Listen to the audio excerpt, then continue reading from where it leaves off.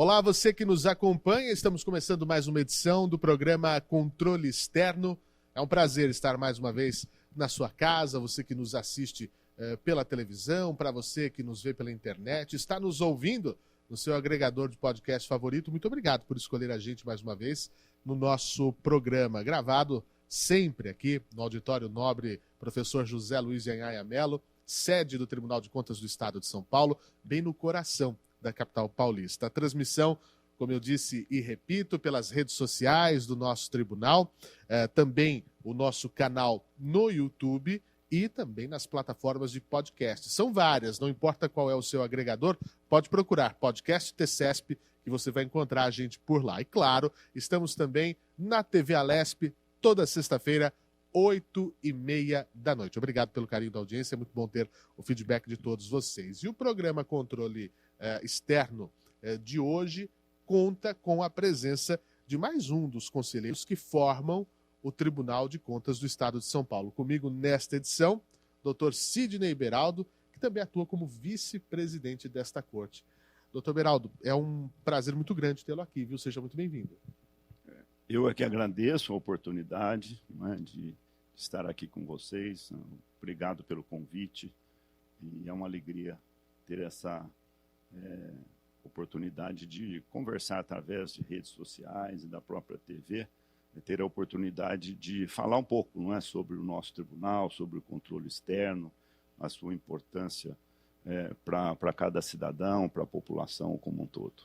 De fato, doutor, aqui é um espaço que a gente tem, mesmo que curtinho, né, meia hora, mas os convidados são sempre convidados a retornar noutra oportunidade para levar o que acontece no tribunal, as coisas tão importantes que passam por aqui em prol da coisa pública, né, em prol de que os cidadãos nos seus municípios, né, falando aqui do estado de São Paulo, né, tenham sempre boa qualidade no serviço público, né? Eu acho que esse é o ponto e estamos sendo muito felizes em poder fazer isso. Deixa eu apresentar o nosso convidado de hoje, bacharel em administração pela Fundação de Ensino Otávio Bastos de São João da Boa Vista, cidade do nosso querido conselheiro Beraldo, também pós-graduado em gestão empresarial pelo INPG aqui de São Paulo. Foi vereador, foi prefeito de São João da Boa Vista, deputado estadual, sendo inclusive presidente da Assembleia Legislativa. Ocupou ainda a Secretaria Estadual de Gestão Pública e também a Casa Civil do Governo do Estado de São Paulo. Presidente do Comitê de Qualidade da Gestão Pública, presidente da Comissão de Política Salarial do Estado, membro do Conselho de Administração da Sabesp, vice-presidente do Conselho Diretor do Programa Estadual de Desestatização e membro do Conselho Gestor do Programa Estadual de Parcerias Público-Privadas. Ou seja, uma vida dedicada à questão pública, né, passagens emblemáticas e muito importantes. Chegou aqui ao Tribunal de Contas em dezembro de 2012 e vai completar 10 anos aqui nesta corte. Falei tudo certinho, doutor? Esse é um pouquinho do retrospecto do senhor? Perfeitamente, tá certinho. Muito bem. Muitos anos de vida pública, né? É uma vida dedicada a cuidar da vida das pessoas, né? A ajudar desse modo. E esse vai ser o tom da nossa entrevista. Doutor, eu vou começar pela sua chegada aqui ao Tribunal de Contas. Como é que foi a chegada do senhor ao tribunal, até para a gente explicar para as pessoas, né, como é que funciona esse processo e o que mudou na visão do senhor em relação à administração pública desde então?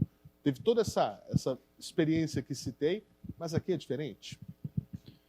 Bem, Fernando, na verdade não estava planejado, né, a minha vinda para o tribunal. Eu estava na Casa Civil, mas aí teve sempre lá uma vaga, e aí a vaga era da Assembleia Legislativa, e aí tem lá a metodologia de escolha, e depois de várias discussões, o meu nome chegou num consenso e fui indicado, né? E cheguei aqui, embora não estivesse planejado, mas me adaptei rapidamente, né? Encontrei aqui no tribunal um corpo técnico, uma equipe técnica extraordinária, né?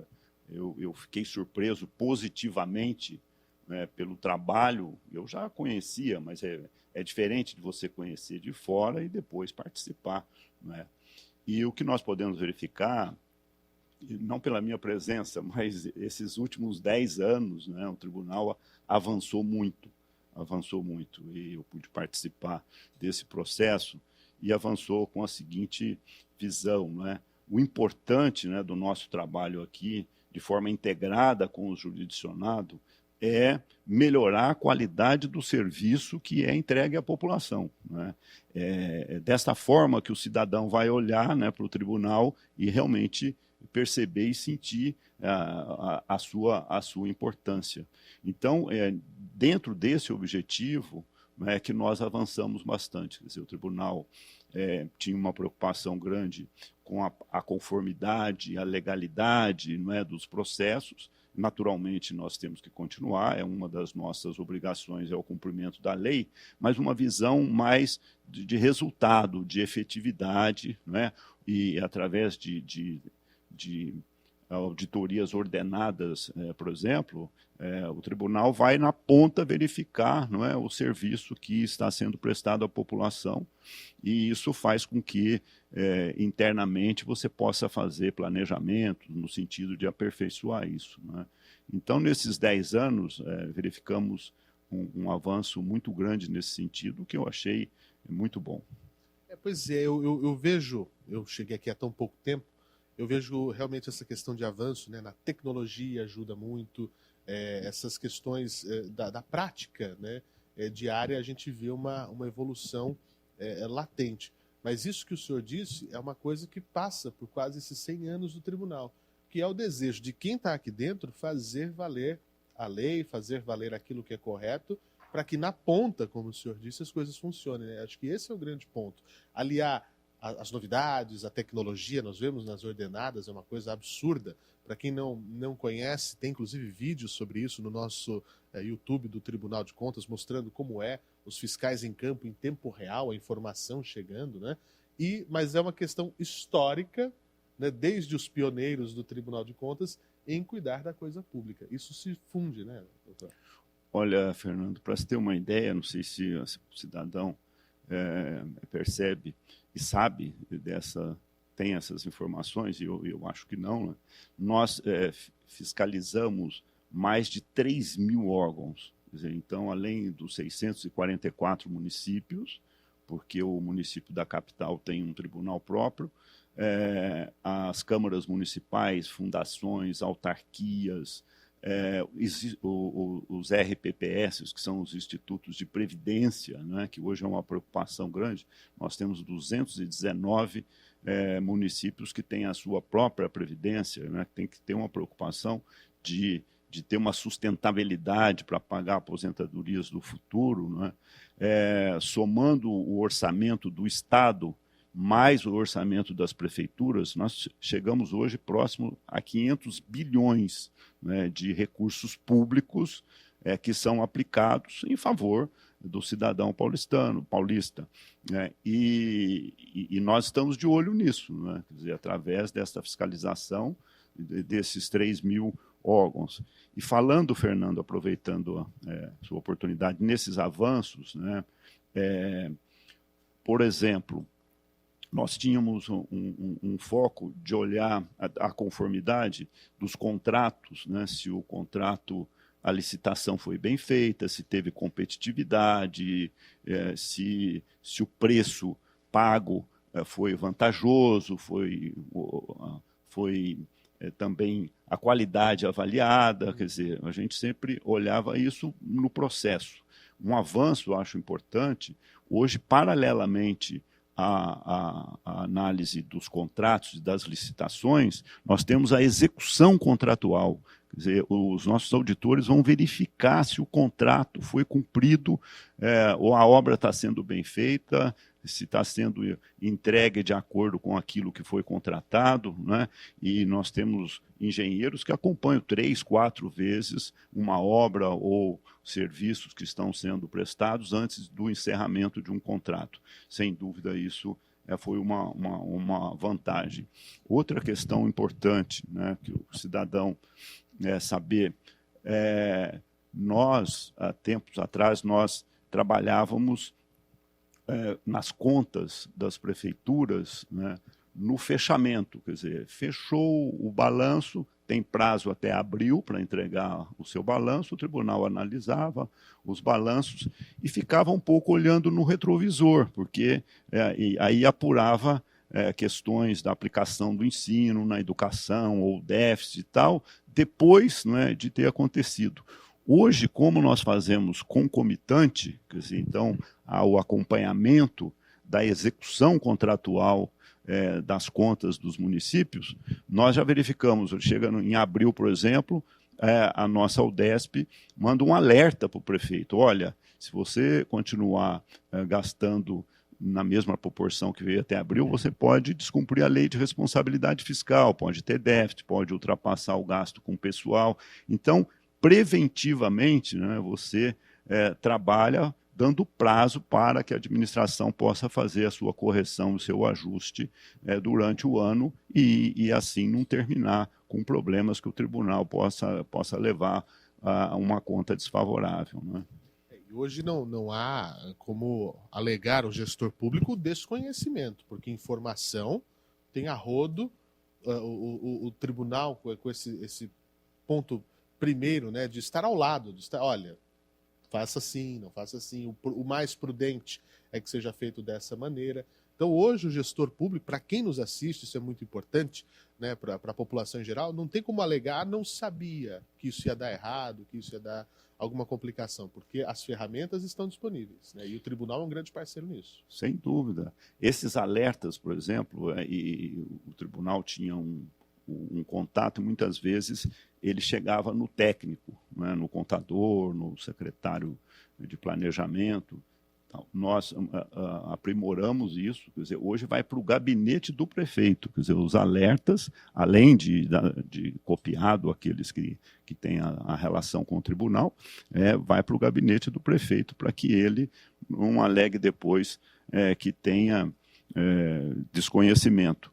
E é importante isso, me lembro agora de um exemplo, né, de não verificar só o contrato, mas a sua execução. Por exemplo, fui relator lá de um contrato da compra de um raio-x, e o processo foi feito tudo certinho, tudo bonitinho, a competitividade, o preço e tal. Quando se foi verificar a execução contratual, esse raio-x estava há 1 ano na caixa, fechado. Porque comprou, mas o local para instalação não estava pronto, e aí depois não era adequado, enfim. Então, você teve um processo legal, mas a efetividade, que é instalar o raio-x e prestar serviço para a população, não foi feito. E isso passou ao nosso olhar mais importante, né, do que a própria, você faz a legalidade, que é importante, mas o importante é o cidadão ter o serviço lá, e serviço com qualidade, né? Por isso que, cada vez mais, o tribunal está próximo lá de onde o serviço é prestado. O senhor usou uma palavra que é o tema da minha próxima pergunta, que é uma coisa que eu vejo muito latente aqui no Tribunal de Contas, que é a efetividade, né? O senhor é responsável por um dos grandes programas do Tribunal de Contas do Estado de São Paulo, que é a criação do Índice de Efetividade da Gestão Municipal, o IEGM, né? Por que esse indicador também é importante para quem está nos assistindo, a sociedade em geral? Os municípios, a coisa pública tem que ser efetiva, doutor? Sim, os pilares de uma política pública é a eficiência, eficácia e efetividade. São os 3 pilares, né? Muitas vezes você pode ter uma eficiência em fazer uma coisa errada, né? Ou muitas vezes você não tem a eficácia. Em política pública, a efetividade é importante, porque ela vai medir a qualidade do gasto, a qualidade do serviço que está sendo entregue para a população. E esse IEGM, quer dizer, ele é uma ferramenta de auditoria e de fiscalização muito importante, porque, além de analisarmos todos esses processos, ele tem 7 temas, né? Educação, saúde, planejamento, a parte fiscal, ambiente, a segurança das pessoas, né? Segurança do cidadão, né? Que até quando nós começamos isso, poxa, mas o que é isso, segurança do cidadão e tal? Olha, é saber o seguinte: quando tem uma um evento qualquer, uma enchente ou um desabamento e tal, o município está preparado para trabalhar com isso? Quais são as áreas de risco que ele tem no seu município? E agora nós estamos vendo aí, assistindo, né, o que está acontecendo, não só no Rio de Janeiro, mesmo em São Paulo, essas habitações que muitas vezes não estão em locais adequados, né? E aí aquela correria, trabalhando só na emergência, não tem uma prevenção e tal. Até isso o IGM mede. Então, nós temos mais de 200 quesitos que são avaliados, né? E é feita uma classificação, né? Se ele está com muita efetividade, se ele está efetivo ou em fase de adequação. Então vai A, B+, B, C+, C. Quer dizer, nós evitamos de fazer um ranqueamento dos prefeitos, dizer, não, esse é o pior, aquele é o melhor. Fizemos por grupo. E trabalhamos pedagogicamente também, quer dizer, o município, ao ser avaliado, tem as recomendações. Olha, você tem que verificar esse ponto, que a efetividade da sua gestão não está adequada. E, infelizmente, nós verificamos que tem 2 pontos que eu considero fundamental, né? Espero que tenham aí jurisdicionado, nos assistindo, né? A questão de valorização cada vez mais do planejamento, né? O nosso e-planejamento tem apresentado baixas notas, né? Os municípios menores, os médios e tal, infelizmente ainda não tem uma tradição, né? Não tem de valorização, eu diria, da valorização da importância de um planejamento. Quando você planeja bem, né, a execução sai melhor, né? Então, o planejamento e uma outra ponto importante, que é a parte de sistema, de utilização da tecnologia da informação, né? Então, essa combinação bem utilizada, ela vai melhorar a gestão da saúde, da educação, a criança vai aprender mais, o índice de mortalidade infantil vai diminuir. Quer dizer, você consegue fazer com isso que os recursos públicos tenham a aplicação com mais qualidade. Então, esse é o verdadeiro objetivo da criação desse conjunto de indicadores, é medir a qualidade da gestão pública, né? Então, por exemplo, nós já estamos aqui com 8 anos, eu diria que o de 2015, que foi o segundo, o primeiro não houve uma validação, então deu uma nota mais alta, depois nós começamos, além das informações transmitidas, nós passamos a validar estas informações.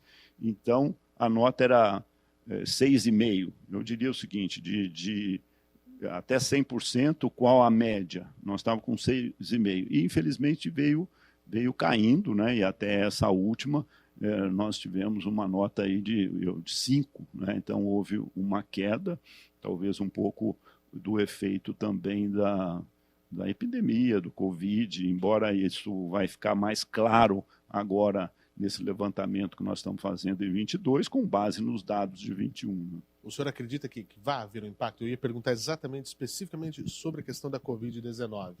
É possível que haja um impacto nessa questão? Olha, eu acho que é importante separar em 2 partes. Num primeiro momento, nós achávamos que o impacto econômico, financeiro, né, fosse maior do que, na verdade, aconteceu. Porque nós verificamos que houve uma transferência de recursos para os municípios, uma transferência do governo federal e também do próprio governo do Estado. Então, do ponto de vista fiscal, né, o impacto, embora tenha caído a economia, PIB negativo e tal, mas o impacto não foi tão grande quanto se imaginava. Nós verificamos isso nas contas de 2020 e agora também já no acompanhamento de 2021. E o que vai ficar mais claro para afirmar realmente aí com evidências claras, com dados, né? Mas o que a gente pode adiantar, quer dizer, eu acho que o grande impacto é na educação, né? Porque os alunos ficaram sem aula, e exatamente aqueles alunos que não têm na sua residência uma disposição local, né, para fazer o ensino à distância, uma tecnologia adequada. Muitas vezes isso não foi disponibilizado a tempo. Então, nós esperamos aí que o setor mais atingido seja o da educação.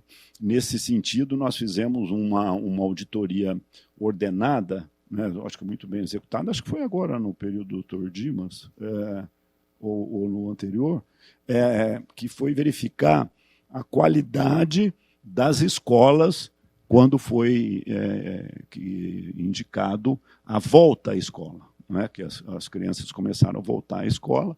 Então, no mesmo dia, dentro daquilo que você falou, das ordenadas, nós fizemos um levantamento em 500 escolas municipais, estaduais, uma avaliação como essas escolas estavam preparadas para receber esses alunos. E, infelizmente, os dados que nos foram apresentados não são adequados. Muitas vezes essas escolas ficaram meio que abandonadas, né? Não podiam ter aproveitado, passado por uma reforma, uma adequação e tal, né? E isso gerou recomendações, alertas, advertências e tal. Mas, num primeiro momento, eu diria que o impacto maior da pandemia dentro das políticas públicas é na área da educação. Inclusive, como não podia dar aumento, nós acompanhamos também se o salário dos professores, porque tem um piso, né? O piso, acho que é R$ 2.200, aumentou o número de prefeituras que não cumprem o piso. Isso, sem dúvida, também acaba impactando na qualidade do serviço, né? A gente fala, né, o senhor citou aí PIB negativo, as dificuldades econômicas trazidas pela pandemia. Pergunto ao senhor, que já teve essa experiência na vida do Legislativo Municipal, do Executivo Municipal, depois do Legislativo Estadual, presidente da Assembleia, secretário de Estado, conhece bem o outro lado, o lado do gestor, não é? Nesse momento de crise econômica como a que nós estamos vivendo, doutor Beraldo, é possível governar? Olha, nós estamos vivendo um momento difícil e não é só em função da pandemia, né? Nós começamos já em 2015, onde tivemos uma queda de PIB, aí já verificamos uma queda de arrecadação também do Estado, dos municípios, repercutiu em 2016, e nós temos, e ninguém desconhece isso, uma combinação de crises, né? A crise econômica, falta de crescimento, desemprego, hoje ainda acumulado com a inflação, né? Então, desemprego, queda de renda, inflação, aumento da carestia, né, cada vez mais, e um ambiente político também, né, conturbado, país dividido, muitas discussões sem conteúdo, e a crise social, né? Aí vem a epidemia, quer dizer, então nós estamos vivendo um período realmente muito desafiador, né? Mas eu diria, eu sou sempre um pouco otimista, eu acho que o gestor tem que olhar para essas dificuldades, saber analisar esse ambiente que ele está trabalhando, planejar em cima desse ambiente, fazer boas escolhas. Então, tem um recurso, é fazer boas escolhas, né? Aí a gente vê, às vezes, alguns casos de que o município atrasa o pagamento da previdência dos funcionários, deixa de depositar no fundo e faz lá uma festa de carnaval, de rodeio, e gasta 1%, 2% do orçamento. É minoria, quer dizer, não estou aqui fazendo uma crítica, porque a maioria realmente tem dificuldade, leva a sério, mas existe fórmula, sim. Eu acho que tem que se dedicar mais à administração, planejar melhor, priorizar bem o gasto público, né, beneficiando aqueles que mais precisam, usando os sistemas, informações, né, e vamos superar essa crise e vamos voltar a ter o crescimento econômico, gerar emprego, diminuir a inflação, né, que é o que precisa ser feito. Doutor, nosso tempo é muito curto, eu vou praticamente para a minha última pergunta, tinham mais algumas aqui, mas eu vou tentar condensar num outro assunto que eu acho importante. O senhor assumiu recentemente a coordenação do Comitê de Gestão Estratégica do Tribunal de Contas, né? Nós falamos sobre planejamento, sobre assertividade, efetividade, são coisas que eu acredito que estejam ligadas nisso, né? Qual que é a importância dessa gestão estratégica para uma instituição pública, né, falando de modo geral, e quais essas novidades do novo plano?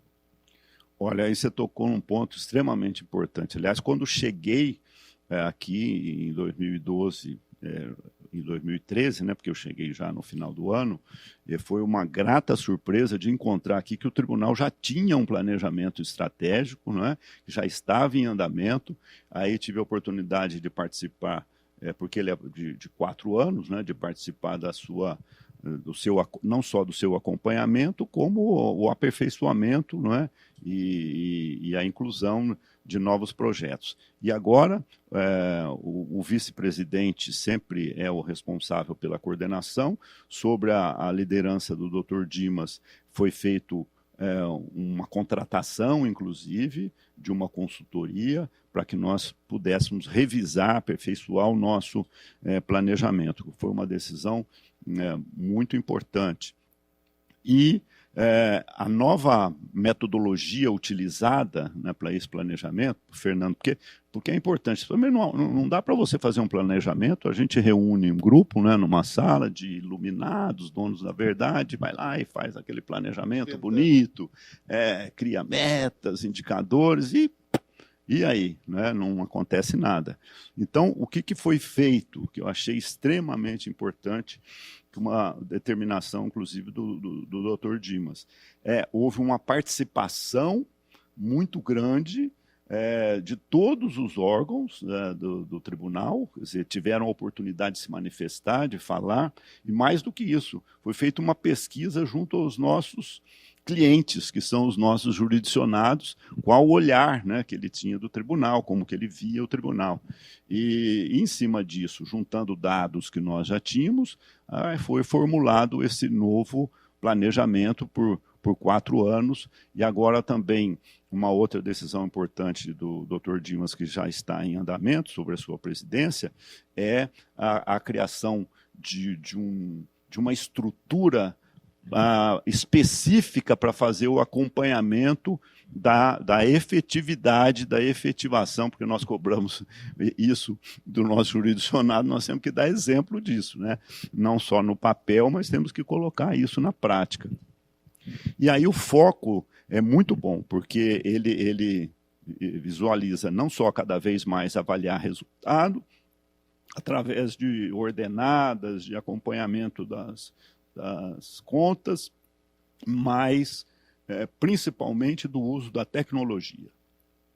Hoje, o tribunal daqui a 4 anos, ele já avançou nisso, mas tem que avançar mais, tem inteligência artificial, tem BI, banco de dados, trabalhar de máquina a máquina para o jurisdicionado passar suas informações, acabar com papel, vamos fazer tudo transferindo, não é? Através de sistemas. E isso, sem dúvida, será um avanço, não só porque todos esses planos esse plano de ações consta do tribunal, do planejamento, mas especialmente pela criação dessa estrutura, monitorando, não é? E é importante que você faz o primeiro ano, de repente você tem que fazer alguma correção, não é? Você vai fazendo a correção, até porque hoje tem muitas tecnologias novas que possam ser aproveitadas, né? Pois é, doutor, eu fico imaginando, né? Às vezes a gente quer fazer um exercício de futurologia, mas não é necessário. Vamos deixar que os dias tragam essas novidades, os técnicos aqui do TCESP sempre trabalhando bastante em relação a isso, e você que está em casa vai sempre acompanhar tudo o que acontece aqui. Me resta agradecer, né, o tempo é curto, já fica o convite para retornar quando quiser, doutor Beraldo. Aqui sempre um prazer esse bate-papo bacana, levando muita informação. Informação também é uma ferramenta de transparência. Muito obrigado. Eu que agradeço, Fernando. Grande abraço. E para você que nos acompanha, fica também o meu agradecimento. No YouTube do Tribunal de Contas do Estado de São Paulo tem todos os nossos programas passados. Você pode se inscrever, ativar o sininho de notificações para saber quando tem uma novidade do tribunal. E quando quiser mais informações, acesse www.tce.sp.gov.br e siga-nos em todas as redes sociais. Até o próximo programa.